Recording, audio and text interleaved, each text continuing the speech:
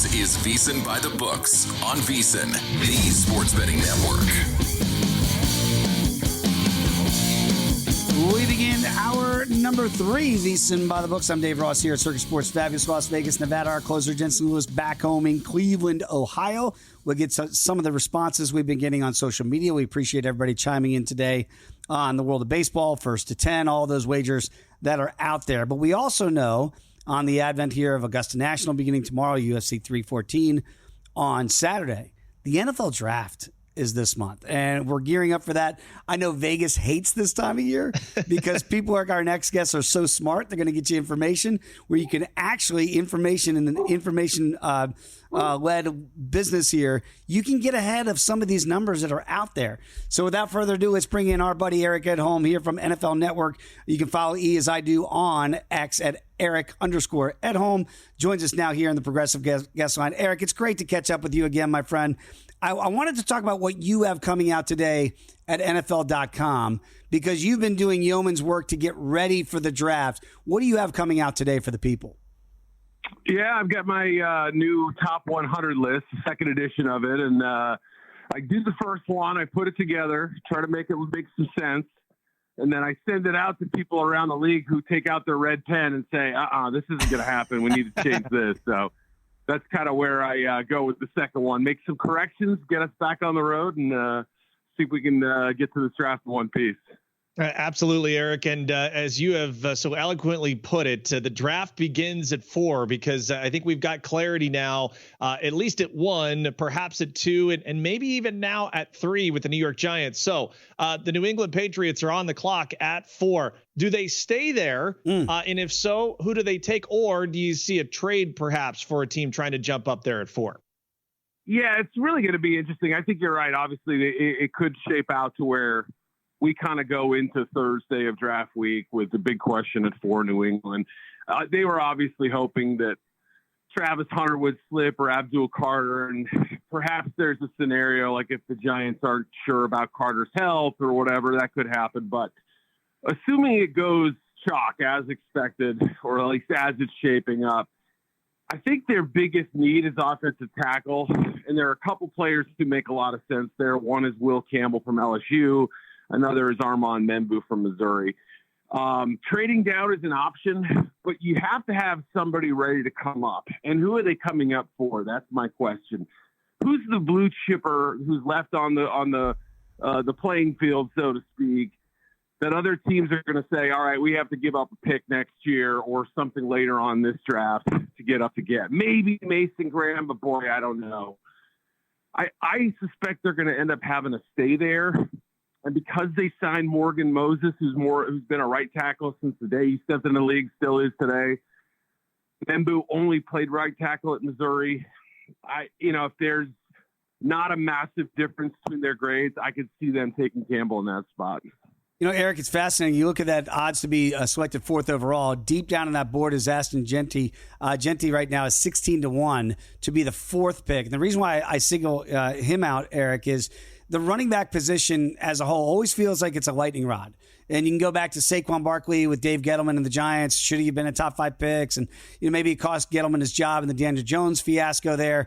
And then he goes to Philadelphia and wins a Super Bowl. It feels like there's a renaissance for the running back position here. Maybe some of the older ones. What is the value of a guy like Jeanty in the first round? We know he's going to go high in the draft. Has that notion that you can't draft these running backs that high, has that been dispelled? Yeah, I think, I would love to see the day where somebody writes the Dave Gettleman was right column. I don't think we'll see it anytime soon. He wasn't the most popular guy in the media, but we are seeing the run game cycle back into the NFL. It has been I think a 2 or 3 year process, quarterback run game too, obviously included, but just look at Derrick Henry, Josh Jacobs, obviously what Saquon did. Bucky Irving in Tampa. There have been plenty of other backs who have ignited offenses. So, if you're looking at the Raiders, who obviously lack a big play element in their offense, they lack some kind of potent offensive weapon, outside of Brock Bowers right now. That would make a lot of sense at number 6. The Chicago Bears have been mentioned, and obviously Lions kind of broke the model a little bit, right, when they took Jahmyr Gibbs at number 12 2 years back. I'd say that worked out pretty well. I think they knew what they were doing. Now, I don't know that Ginty at 10 is a guaranteed layup or anything like that, but if it works out a certain way and the tackles are gone, the pass rushers are gone, maybe Tyler Warren's gone, I could see the Bears pulling the trigger there. That would be a possibility. So what we're seeing is that teams have kind of pushed that issue to the side a little bit about running back value and said, for special ones, we're willing to do it, even in a deep draft, even in a draft where you might be able to get a starter in the 4th round. So I think that value is high. The only thing is that I only think there are a handful of teams who are willing to pull the trigger in the top half of round 1. And Raiders and Bears are at least 2 of them.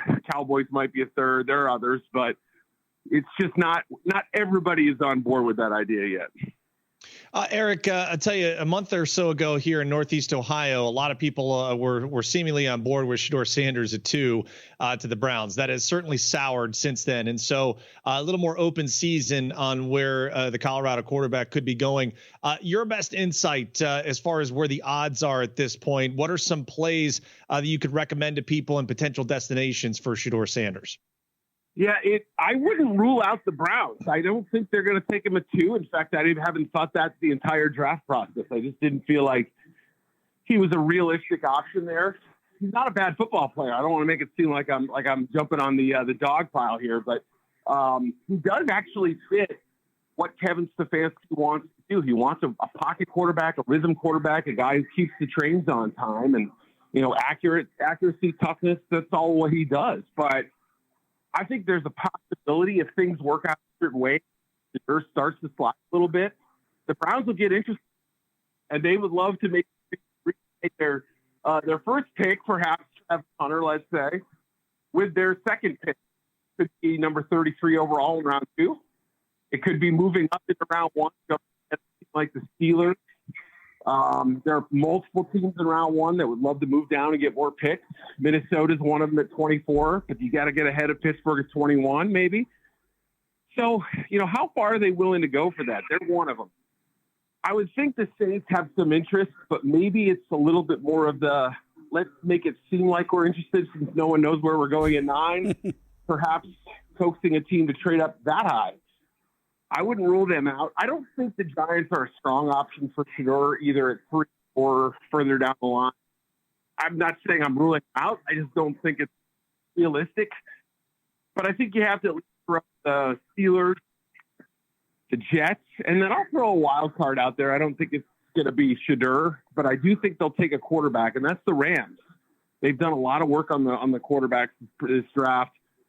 They would be the ultimate sort of long shot in this race, but they're going to take a quarterback at some point. I feel pretty confident about that. Very interesting, E, as always. I want to ask you about, go back to last year's draft, historic draft for quarterbacks, obviously 6 in the first 12 that get taken. Right after that was Brock Bowers.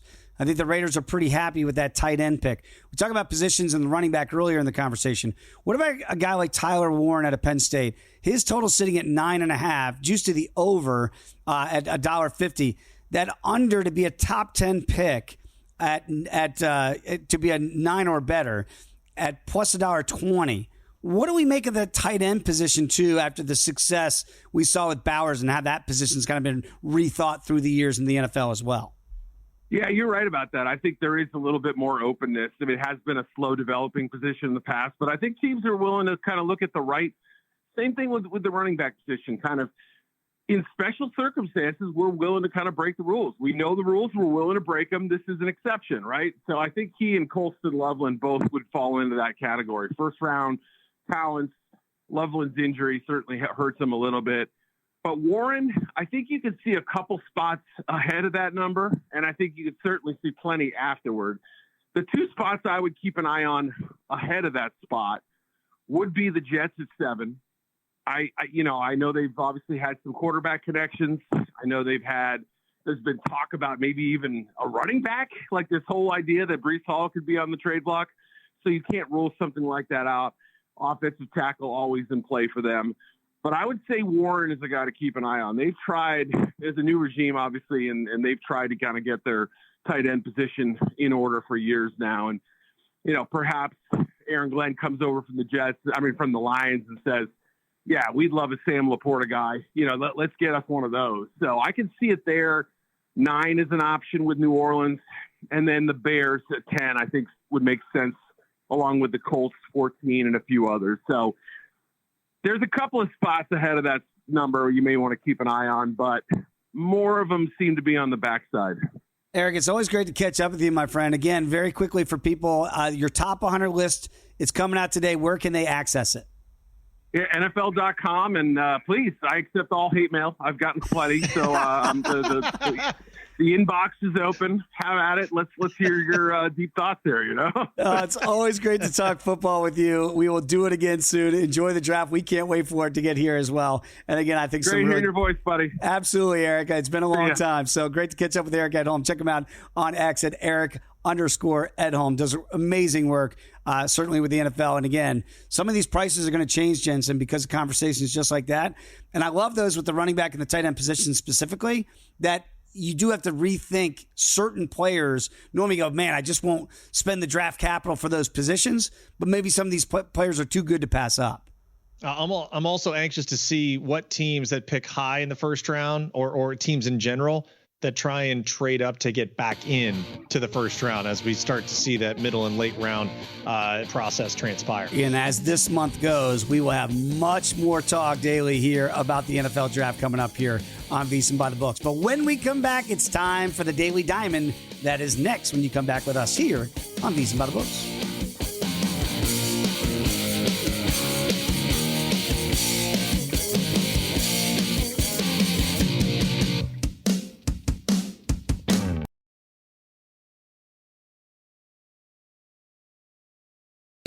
Tuned in to VSiN By The Books, right here on VSiN. Star-studded show continues here on a Wednesday. We're going to have our Wednesdays with Wes coming up in the next segment. Wes Reynolds get his handicap of Augusta. I cannot believe, literally 24 hours from now, golf's on.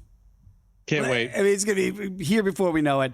The beginning of Augusta National here. We're also going to have Kelly Bidwin in studio tomorrow before he's on with Gil Alexander for a numbers game. So much to get to in the world of golf. But we would be remiss if we did not break down baseball like we like to do each and every day. So it's time for today's edition of the Daily Diamond.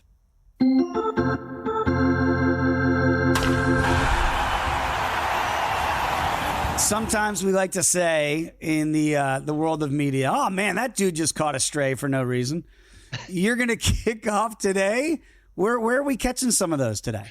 We're catching some rays, Dave. And that's not only some sunshine in South Florida, but it's also if you're going to sit outside of George Steinbrenner Field, guess what? You get to do that for basically the next 2 weeks. 13-game homestand for the Rays. That is because, Dave, as you know, without the ability to play at Tropicana Field, Major League Baseball schedule makers tried to front load the Rays home slate because of the eventual weather and rain that comes through right around midday, early afternoon as we get into the summer months. So trying to get as few postponements or delays as possible for the Rays as they will eventually get through that.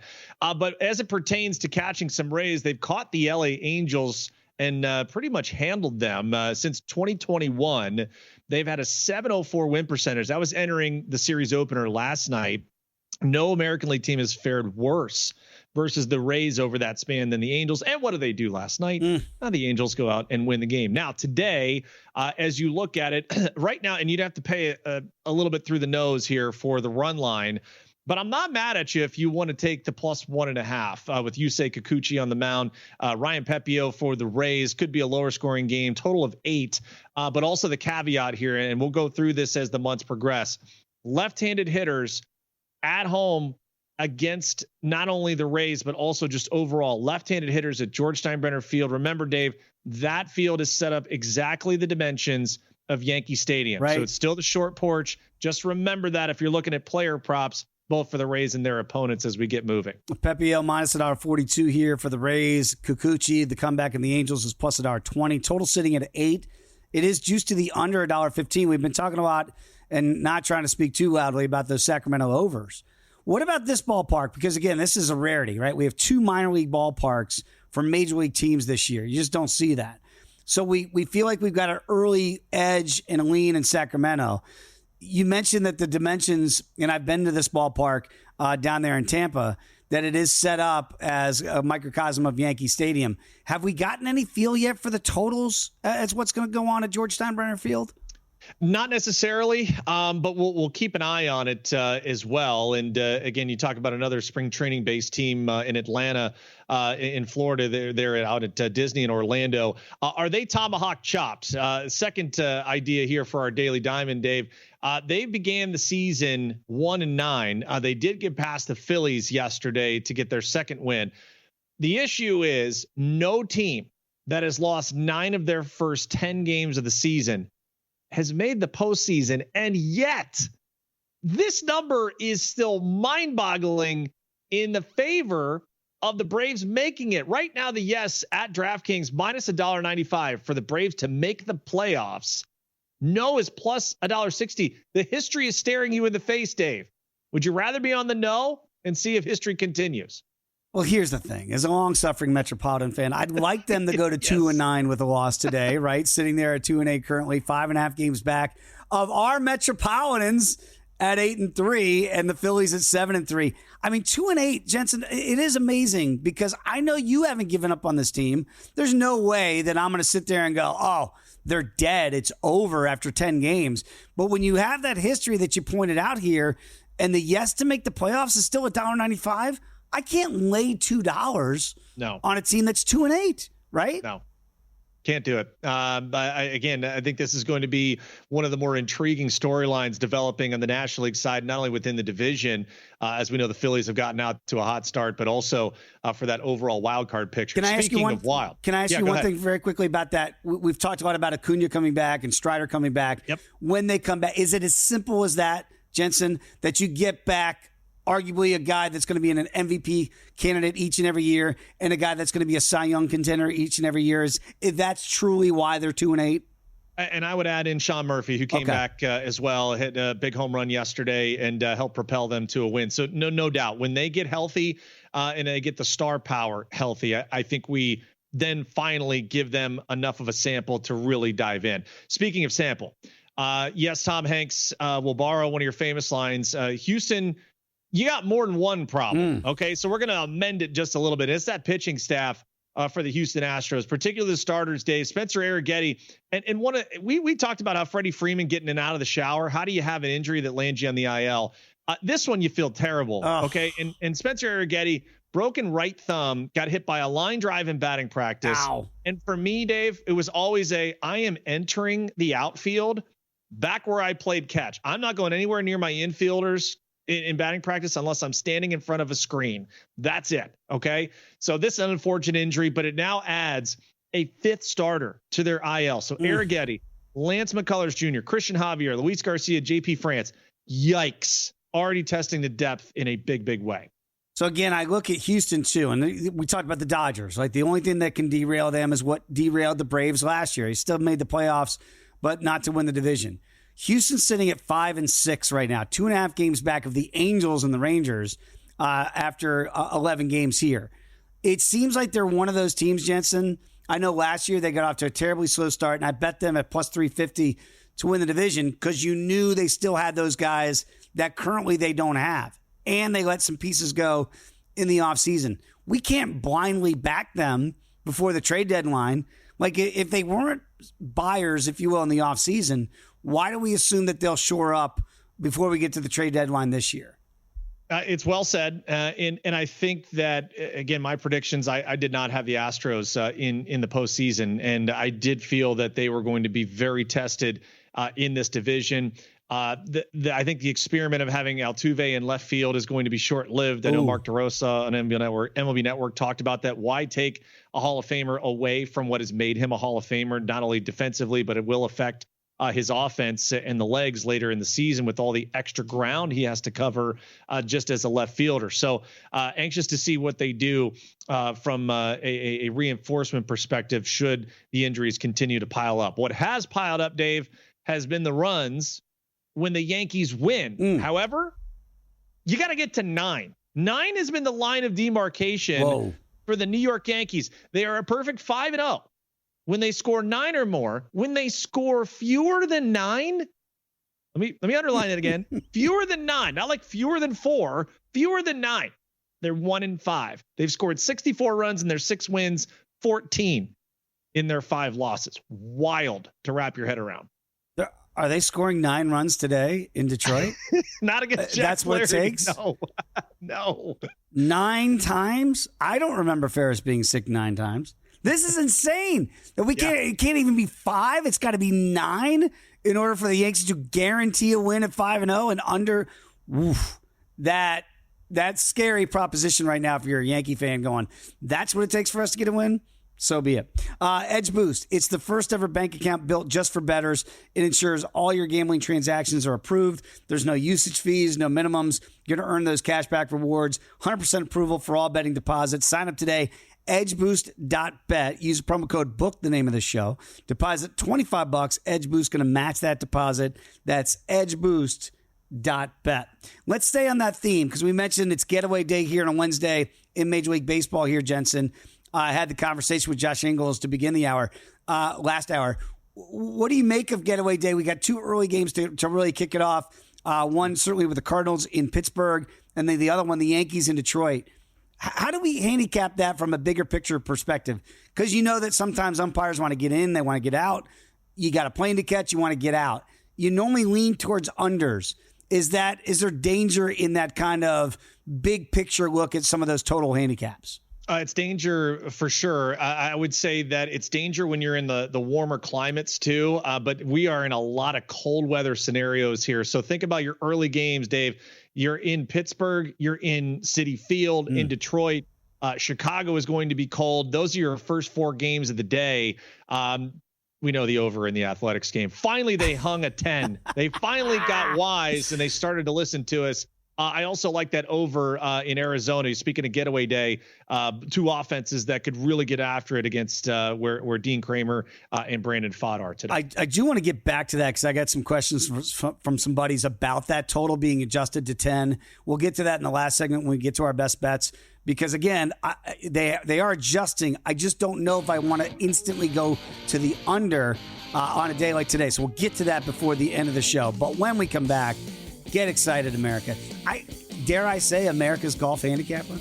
Yes, indeed. It's Wes Reynolds. He's coming up next right here on VSiN By The Books.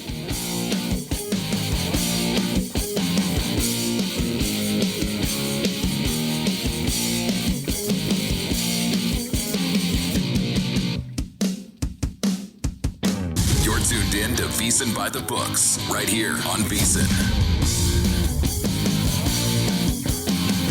We are back. VSiN By The Books. Dave Ross, Jensen Lewis. We almost had World War III breakout at whether or not Ferris Bueller's Day Off is a baseball movie or not. We'll get to that at another time, Jensen, because we have to have our time right now for Wednesdays with Wes. The great Wes Reynolds joins us now here on the Progressive Guest Line. You can follow Wes as we do at Wes Reynolds 1 on X. And if you have not listened to this week's edition of Long Shots with Wes, Kelly Bidwin, and Matt Brown, it is spectacular. And if you watched it at VSiN.com, you were able to see Wes in all his splendor in a green jacket. Wes, I've done shows with you when you've worn that jacket before. Do you just wear it at this Masters week and that's it? Then it goes back to the cleaners for a year? Basically, just that and St. Patrick's Day. So, yeah, wore it yesterday for a rare studio appearance. Good to be with you guys this morning. Great to have you back with us. Yes. Yeah, we can't wait. Jensen and I are fired up for it. Before we get to your official picks here, what are you looking for leading up to it? We know they had the rain out on Monday, so they could not practice. Is there anything else that changes your handicap before we tee it up tomorrow, or is it pretty much set in place before the players got to Augusta? Yeah, not particularly in terms of a change. Look, weather could always wreak havoc, and you could have a draw bias at the Masters. We've certainly seen that before, but no, nothing really is going to change here necessarily. I think that only changes if you're betting like a first-round leader market or a round-by-round matchup. I usually don't do a lot of first-round leader stuff, so usually I tend to be more inclined if you do that to bet morning guys rather than afternoon guys, even though it's been kind of equal in terms of if you look at an AM guy or a PM guy become the first round leader. So I look at the pairings and they're interesting, but nothing's really going to change. I think maybe you get a little too knee deep in the weeds if you evaluate it that way. Yeah, Wes, and I guess the only other narrative that I looked at coming in, and anxious to your thoughts about it, for people that have tuned into Fox to watch the live action, maybe have a better handle on it. I know you do. But again, our comparisons, and when you guys get down to your numbers and working out some data, how have the live guys graded out for you up to this point in their recent form? Yeah, Jensen, I think the market's probably, for the most part, fair on these guys because a couple years ago, because they were so out of sight, out of mind, and so frequently or infrequently in action, I should say, a lot of the numbers really jumped up on these guys and the prices were very high. And then all of a sudden you saw three guys right there in contention to win with Brooks and with Phil Mickelson and also Patrick Reed. Eventually John Rahm eventually wins by 4, but it was a lot closer than that margin would indicate there at the end. So bookmakers don't want to give out those numbers anymore. They do not want to have somebody at a price that's way out of whack and then somebody go and win the thing and then they get beat by a big name on a big number. So that's why you're not seeing the DeChambos and the Koepkas up at 30, 40, 50 to 1 like they were a couple years ago. So I think everybody's price is pretty much fair. Maybe Joaquin Niemann's is a little bit on the low side because of the fact he has a lot of win equity.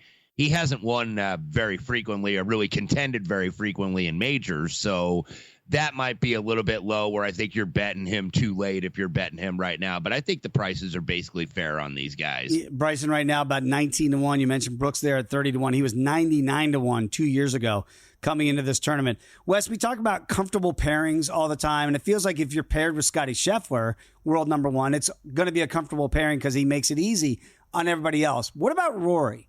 And then it gets Ludwig Oberg in that group with him, kind of that European feel there. Do you think that's as good a pairing for a guy? Because he seems pretty easygoing here with the young Swede. Yeah, I think it would be probably a good pairing for Rory. And that's really, I think, going to be the key for Rory is that he has to get off to a good start. And that's something that he really hasn't done at Augusta when you kind of compare him to the leader over the last several years. If you look at since 2019, he was 7 back. Then the next year he was 10 back. Then he was 11 back. Then he was 6 back. Then he was 7 back. Then he was 6 back. So he's been well off the pace of the leader here. So I think if you have a Rory ticket and I have him at a top 10, I may add an outright last minute. I want to wait though based on his start. Mm-hmm. If like the first round leader, let's say tomorrow shoots 65. And he shoots like a 69, 3 under, I'm like, okay, he's just fine. Now, if the first round leader shoots 65 and he goes out in like 73 or 74, then it's like, here we go again. Now he's got to play catch up and go super low just to even get into or even stay in contention. So I think the whole key is the start for Rory because we know the expectations for, trying to complete that career Grand Slam for the first time since, he's been trying to do it really since 2015. Mm-hmm. So it's like, okay, every year, this is the year Rory's going to get it done. And he just ends up so far back off the first round lead. You got to be close, I think. You got to be within like 3 or 4 shots, and history really shows that here. All right, Wes, I always tell you it warms my heart when we do our Wednesday, our pre-Wes picks, and then things line up when you make your official release. And I want to go towards the back and the higher number odds guys you have, because I'm also a placement market guy, as you know. Robbie McIntyre, Bobby Mack in there, Minwoo Lee, and Patrick Reed. So guys with some longer odds for sure. Minwoo and Bobby Mack at 60 to 1, Patrick Reed 100 to 1. For people that are in pools or are going to play the daily fantasy, I know I've got shares of those guys and ones that I've put in already. What stands out to you about those 3 as potential long shot winners? Yeah, I'll start with Reed. got back in the winner's circle for the first time in nearly 4 years. Last November, he won the Hong Kong Open playing on an Asian Tour event, and then was runner-up in Macau last month on another Asian Tour event. And he's playing these events because they give out some world ranking points, which live events do not at the moment. So he's trying to get back in all the majors. He's obviously in the Masters for life because he was the 2018 champion, and he always seems to kind of find something here. He's been inside the top 12 for the last 5 years, plus his green jacket. So this is a guy, no matter what the form is, he always tends to play well here, and I think he probably will again. Robert McIntyre is a guy that I added earlier this week. I think he's chomping at the bit to play here just because he hadn't been in the field the last 2 years. He's played here twice before, 12th and 23rd, respectable finishes, and he's a big-hitting left-handed guy. Just kind of in the mold of Phil Mickelson and Bubba Watson, who both won here, who bombing off the tee, hit it all over the damn place, miss fairways, but yet they pull off the "how did you do that" shots. And Robert McIntyre kind of fits that. And then with Minwoo, who we were on at Houston a couple weeks ago, I think this is a place where you can hit it long. There's not a lot of penalty even if you miss these fairways. And these fairways, by the way, are super wide. They're about 51 yards wide on average, some of the widest you will see on tour. This is a second shot golf course. So drive it long and then have a really good short game, which Minwoo does, not only putting, but also with the scrambling and the strokes gained around the green. So I thought all three of them made sense. You know, interesting when you mentioned those left-handers, good course history here. Even Mike Weir, the smallest hitting left-hander, won this thing back in 2003. Wes, what's the number one thing you're looking for? Because you hear differing opinions, right? Like, yes, it's going to be that the iron play should be the number one thing you want, but you do have to drive it well. If the rain is there and they don't dry it all the way out, it could play longer to be a big boy golf course. I don't hear putting very often associated with like the number one thing you want this week. What is it that you're looking for the most? Yeah, in terms of the strokes gained putting, Dave, it's more like 3-putt avoidance is, I think, what you're going to want to look for here for any putting characteristics, just because these greens are super fast, especially on the weekends when they're going to run about 14 or 15 on the stem. These are fast bent grass greens, very smooth, not a lot of bumps like you see with some of the POA and even some of the Bermuda. So really smooth greens. But in terms of characteristics, I think you want to lean for the stats like on approach. Here, I think that this is a second shot golf course. You can make up for a lack of distance off the tee with solid iron play. So approach, strokes gained around the green, and also par 5 scoring. Because if you look over the last 10 to 15 years, about 3/4 of the scoring is going to come here from these par 5s. For example, last year, Scottie Scheffler, 11 under par, that was the winning score. 9 under on the par 5s. John Rahm, 12 under was the winning score in 2023, 10 under on the par 5. So almost all of your scoring, where I was saying 3/4, is going to come from the par 5. So you have to take advantage, and then you just have to survive on these par 4s. There's 40 par 4s they're going to play over 4 days. If you say you're going to make par and shoot even under for 40 holes, they'll take it on the par 4s. All right, very quickly, 30 seconds. When we come down the stretch on Sunday, they say this tournament doesn't begin to the back nine on Sunday. Who's coming down there, and who would you be most surprised that isn't in the mix on a Sunday?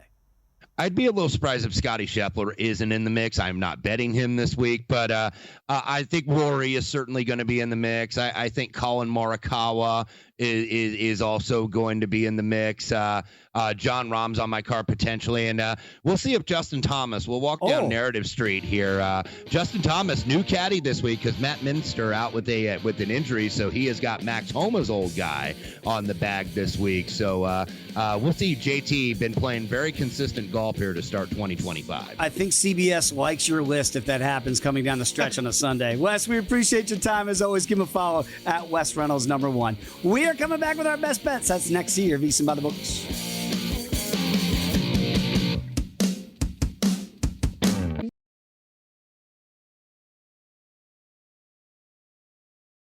You're tuned in to VSiN By The Books, right here on VSiN. What a show it's been here in this Wednesday edition of VSiN By The Books. Great conversation with Wes Reynolds. Again, I can't urge it enough, people. Before you make those bets, if you have not checked out Long Shots, you really should. It's a great listen. It's a great listen each and every week, but certainly on the eve of Augusta National. You and I will be on the air tomorrow morning for that ceremonial first tee. I'll try not to get choked up, Jensen. You see Jack out there teeing it up, and you're with Tom Watson and with Gary Player. I mean, it does. It's like you start to go, man, I've been watching these guys forever. And you mentioned it.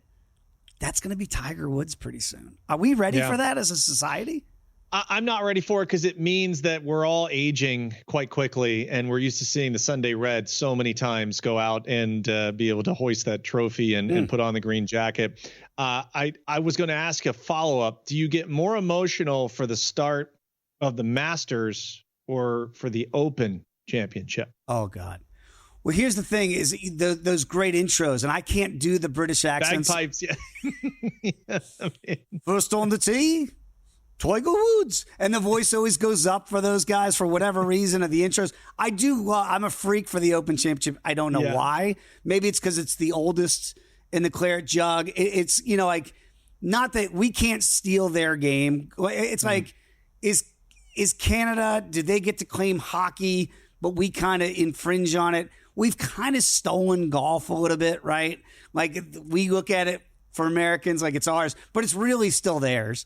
That's the oldest of the four championships, of course, is the Open Championship. So I think that nostalgia gets me a little bit, but it does get emotional for that first tee. We were talking a lot today about today's modern player and Kyle Morikawa and Rory McIlroy, two guys up there in the short end of those odds boards that we think could win at Augusta this week and get their first green jackets. And we got a great question here from Tripp. And Tripp asked us here on X, he says, how were Morikawa's or McIlroy's opinions on media availability controversial? They can talk directly to fans via social. They don't need the legacy media to play messenger. The journos are rapidly losing power and projecting their anger at golfers. What do you make of that? He tweeted at us, and I said, hey, look, that was part of my, if you want to go conspiracy theory, that maybe there's a scribe in there or a reporter that Colin has an issue with, and so he kind of painted them all in the same brush. And I don't know that is, in fact. But what do you make of that idea that, like, Bryson DeChambeau, he's got a YouTube channel. He's reaching millions of people, yet he still takes time for the quote-unquote legacy media. That has changed sports. We see it with college. We see it with NIL, that people don't necessarily need the old guard media to get their message out anymore. I'm with that. And I know, like, Players Tribune, is something where guys can get out there, guys and girls can get out there and write, messages and opine on things. And again, it's all from them. And a lot of people having their own social accounts. I draw the line, and I'll reiterate this. You can't complain against them if you're not going to stand up. It's the same thing where, if you vote one way or the other, all right, at least you did it. It's your civic duty, right? Okay. You made your opinion heard, and you stuck behind it. That is a right that you have. When you're contractually obligated, like I was, as a player, you do it because that's what you sign up for. Now there's gray area here in golf, and the way that this whole narrative comes about is, I say it when Rory or Colin, those guys win, you can't complain if something is said, about you, because you didn't give them the time of day yet. Oh, I'm just going to go over here on soda. We call them keyboard warriors, yes. People that hide behind screens. You say it to my face. Come on up here. And I think that's where the media is on the side of, like, all right, well, if you don't like the truth, and unless something false was said, then I can understand the angst. But this is the truth. And if you don't like hearing bad things said about you when they're factual, then come face the noise and then play better. And then those things go away. I understand the social media part of where guys can do their own thing, and girls can do their own thing. But hey, man, you can't have your cake and eat it too. If you want to have accountability, then you have to be accountable yourself. Well said. And I will just note, and Wes Reynolds said in the last segment, he has not added Rory to his outrights yet. And I'll tell you this, the form for Rory, I get why he's 650 and the second betting choice to win this thing. The form is never better. You want to talk about checking boxes? He's going to check everything you want. But when I listened to him yesterday, there's still something there, Jensen, that says to me the U.S. Open that happened last year, and not only did he skip out on the media, he got in a private jet and took off while Bryson is on the course celebrating with the fans. Like that there's some disconnect there from the Morikawa, Rory. What are we supposed to do? And I don't know if that's going to rear its ugly head at some point this week at Augusta. Certainly not with the fans, not with the patrons at Augusta. That's not going to happen.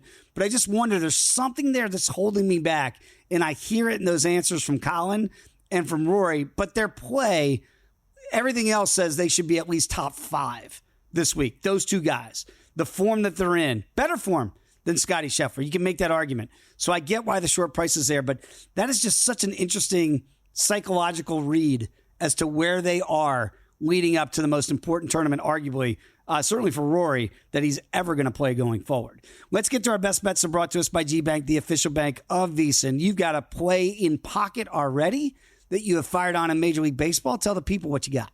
Yeah, we got to the over 9 here this afternoon, getaway day in the desert, Baltimore and Arizona. That's Dean Kramer against Brandon Pfaadt. Love where the differentials are here, and that's the lone play at the moment. If you're looking for player props, and Josh Ingles, who was on with us, we talked about the Kevin Gausman, Tanner Houck matchup for the Red Sox and the Blue Jays tonight.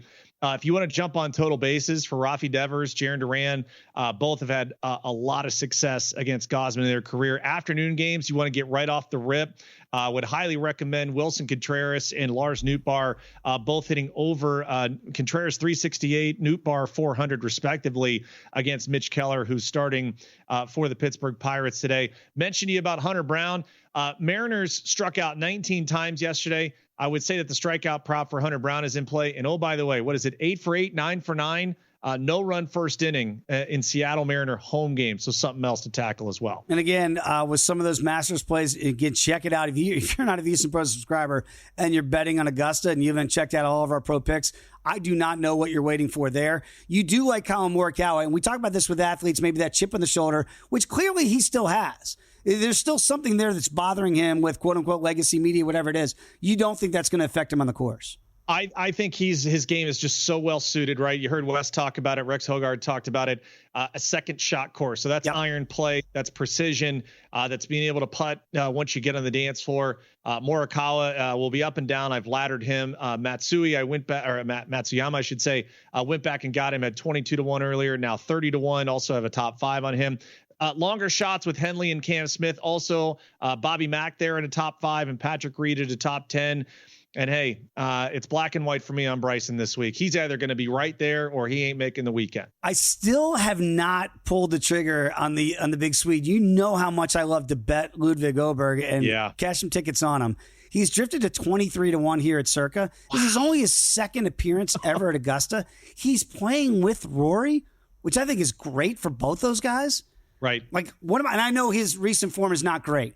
And they say that you should be in form. You don't find it at Augusta, but there are certain players that can flip it. I wonder, Jensen, it's only one time around the track there, and yet he finished second last year. I wonder if he's that guy now, that like Ludwig Åberg can show up in any form, even in the second outing there, and just go, yeah, I'm worthy of a 23-1 ticket. He's 20-1 at DraftKings. Can I interest you in a Orioles D-backs over 9 parlayed with Ludwig to get you to 39-1? But I got to win it with Ludwig? You got to win it with Ludwig. Yep. I'm out. G-Bank is upping the ante right now, up to $750 bonus for new G-Bank Visa Signature Card customers. New customers who spend $1,000 in eligible purchases within 90 days from opening up their account, they're going to get a $250 bonus. In addition, if you spend $50K or more on gaming and sports app loads within the first 30 days of opening up that account, you're going to get another $500 bonus. That's potentially $750 right then and there. Apply now, VSiN.com/GBank. That's VSIN.com/GBank. Again, tomorrow on the program, because, of course, coming up after us is a numbers game each and every day with Gil Alexander and Kelly Bidlin. Kelly's going to be kind enough to join us at the beginning of hour number 3. Augusta will be going on. Jensen, I do wonder, I remember a couple of years ago, I believe John Rahm bogeyed the first hole, and he drifted to 20-1, right? Like, will you look for those angles live? Like Scotty, like I'd root for him to have a double bogey. And then all of a sudden he drifts to 10-1. Will you be looking for spots like that? Because I know I will. Yeah. By the way, Bryson hit 393 shots on the range yesterday. 393. 393. guy is an animal out there in the course. Wow. We'll be talking a lot of Augusta tomorrow. I'm sure they will be next here on A Numbers Game.